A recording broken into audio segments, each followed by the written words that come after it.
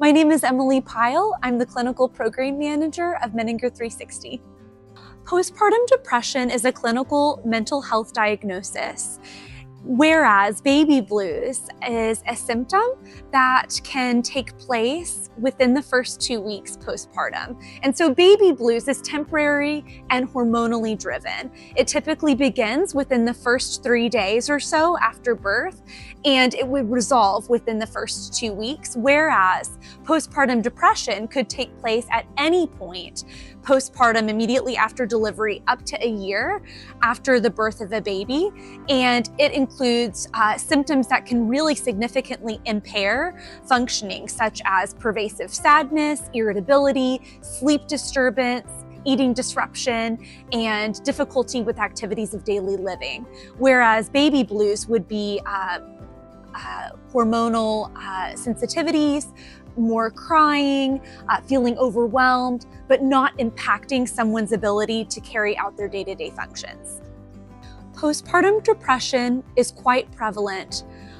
Up to 1 in 8 women in the United States will have postpartum depression, and there are many people who may be undiagnosed, particularly when you consider symptoms of anxiety that may be masking depression. And also, if we consider partners and fathers, they oftentimes also are experiencing symptoms of depression, which is important to note.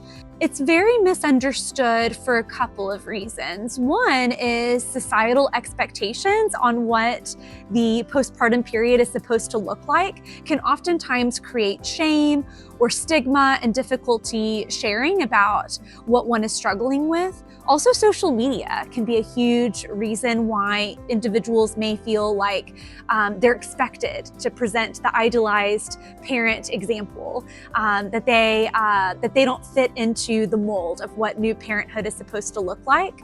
And there's oftentimes a lack of knowledge about postpartum depression in different communities, particularly since some of the symptoms can look a little bit different, nuanced from traditional depression.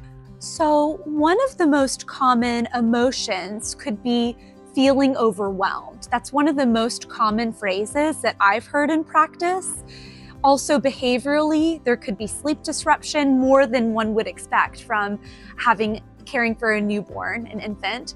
There can be difficulties with eating, with attending again to activities of daily living, so getting through the daily rhythms of life, pervasive sadness, irritability, excessive crying. All of those would be potential indicators. Also, hopelessness or despair, feelings of dread, all of those would be potential markers, as well as significant impact to self-esteem, feeling worthless, feeling like one does not have a purpose in life, that there's no hope, that despair feeling that I mentioned again. Those would all be some examples. So, unrealistic expectations oftentimes do not reflect reality. And when there is that chasm, when there is that gap between unrealistic expectations and reality, that is oftentimes where shame lands. Recognizing that discrepancy and feeling like it's not supposed to be that way, and I must be the cause, and that can lead to shame. And what happens when we have shame is it oftentimes thrives in the darkness. When we have shame, we may isolate, withdraw, because we feel like it's not supposed to be this way. Things are supposed to look different, that we might be the cause. And so shame leads us to withdraw more. Guilt, similarly, can lead to feeling as if something is wrong with me, and that can lead to difficulties with seeking support, staying connected with others, especially if you feel like you're going to be judged or if this isn't normal, this isn't okay. One of the major reasons is fear of judgment, that getting help means that you are not a good parent, that there is something wrong with you. Maybe also difficulties with time. And so oftentimes a barrier can be not having time to set up an appointment or to be able to go to a provider, which is one of the reasons why Menninger 360 can be helpful, since we come to clients in their home and community, reducing that barrier.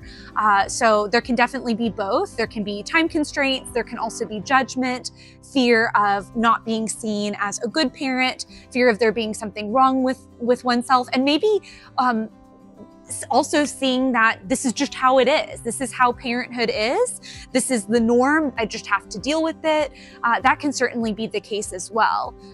Maybe this is just the new normal, whereas maybe it's not. Maybe there's actually something clinically significant where professional help could be of assistance.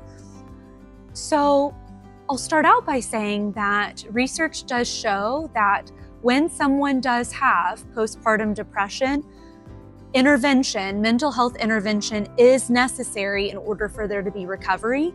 And so the earlier that one can get treatment, the better, particularly to decrease the duration of symptoms, the severity of symptoms, to be able to get back to living life fully. And so the sooner one can do that, the better for making the transition back to living a life full of meaning and purpose. And also, the sooner one can get treatment, that also can have a really important ripple effect on a family system, making sure that you're able to have as much healthy bonding and attachment to little ones as possible from an early period of time is really important in the postpartum period. And so the sooner that you can get help, the more likely you are to be able to promote the flourishing of your whole family.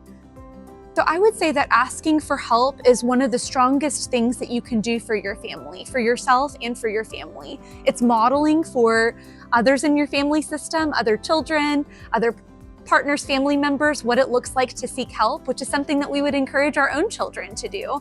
It also is a sign of strength in that we all need community. We are not meant to be parents in silos. And so it's an opportunity to be part of community, connected. It's a sign of strength ultimately, and has a protective function on a family system. One would be finding one person that you feel comfortable with to start sharing what you are going through, whether it is a friend, whether it is a partner, maybe the OB-GYN that you have, or a pediatrician, starting small with one person that you trust and sharing what you're going through.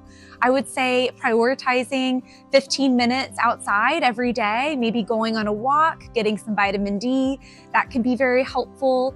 Asking yourself each day, doing a check-in, what do I need today? Maybe at the end of the day, reminding yourself what are one or two things that I did really well today that I'm proud of or grateful for. I will also say that showing small signs of self-compassion can be huge. Maybe that's, I'm gonna prioritize one sustained stretch of rest and sleep for myself today to help me to be equipped to be more energized and ready to care for my little one. These are all some examples of things that you can do if you're not ready to take that step towards treatment at this juncture. One, you are not alone. You're not at fault for what's happening. It's very common, and there is hope. There's treatment that can be helpful, that is here waiting for you, that will help you to get back to the life that you've loved, that you've dreamed of. And this will not last forever. This is temporary. It's okay to get help. It's there and it works. And so if you are interested in getting help, whether it's with Menninger 360 or with another trusted community resource, I encourage you to do so for the flourishing of yourself and your family.